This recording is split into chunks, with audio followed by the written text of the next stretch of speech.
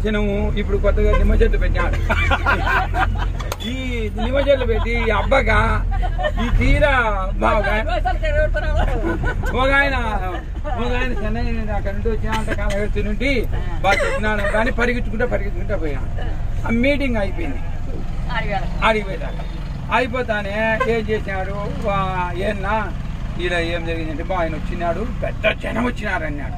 సరేనా జనం అయితే ఏం చెప్పినాను ఒక్క మాట అన్నా చెప్పనా బాగా కూర్చునే వాళ్ళు లేనే లేదు అని అన్నా. అట్ట కాదన్నా ఆయన ఏం చెప్పినాడో ఒక్క మాట అన్నా చెప్పున్నా అన్నాడు. ఆయనంగా ఊరికి పోలేదు, ఆడే ఉన్నాడు అడుగుపోయినా. ఇప్పుడు మనం భాగవతాలు చదివినా ఏం చదివినా కూడా మనం కూడా ఏంటంటే కొంచెం దాన్ని వినడము ఆచరించడము ఏదో ఒకటి చదివినామనే భ్రమతోనే జీవించితే వేస్ట్. ప్రతి ఒక్కరూ వేస్తే చదివినామని జీవిస్తే కనీసం అందరికీ చేయలేకపోయినా మన ఇంటికాడికి వచ్చిన అతిథులకు కానీ పక్కింటోళ్ళు బాధ ఏదైనా ఉన్నా కనీసం బాధపడినా వాళ్ళకి ఏదైనా ఇబ్బంది జరిగినా మీరు సహాయం చేయలేకపోయినా అసూయ అనేది మా డైజర్. అసూయ అది మెయిన్. అది పోనీలే నా కొడుకులు మన కసూ దగ్గర మా ఇంటి ఏదైనా కానీ అసూయ అనేది ఎప్పుడు అనుకోవాలి. అయ్యో దేవుని దయవల్ల బాగుంటే చాలు వాళ్ళు అని మనం ఎప్పుడు కోరుకోవాలి.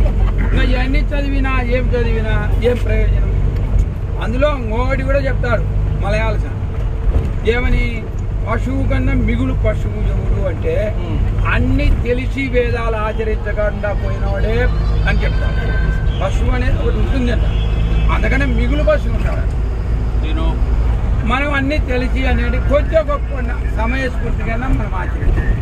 మలయాళ సాయం చెప్పినాడని ఘాటుగా ఉంటాయి. ఏ చెప్పినా స్త్రీలను గురించి చెప్పినా పురుషుల గురించి చెప్పినా ధనాన్ని గురించి చెప్పినా ఆ మాదిరి జీవించాలంటే చాలా కష్టంగా ఉంటుంది. అది మలయాళ సాయం చెప్పినారు, శంకరాచార్యులు చెప్పినారు, కానీ మలయాళ సాయం పుస్తకంలో ఉండాలి.